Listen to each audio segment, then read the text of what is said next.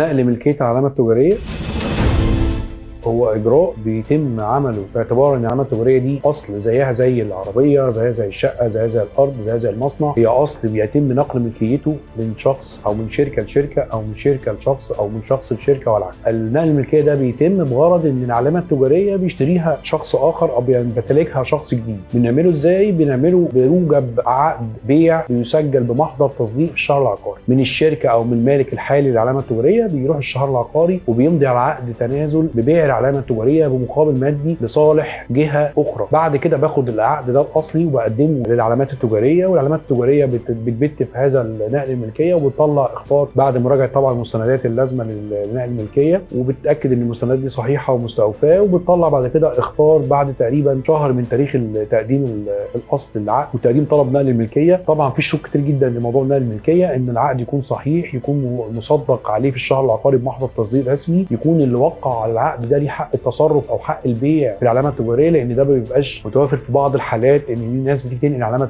ملكيه علامه تجاريه وهو في السجل التجاري مش صاحب الصفه في البيع او ملوش حق التصرف في بيع الاصول، فبيحصل مشاكل شويه في الموضوع ده. بنقدر احنا كIGIPS نقدر نساعد الشركات اللي بتعمل نقل الملكيه بشكل صحيح ان احنا بنحاول نثبته بشكل قانوني سليم بمستندات معينه عشان نقدر نخلص اجراءات نقل الملكيه.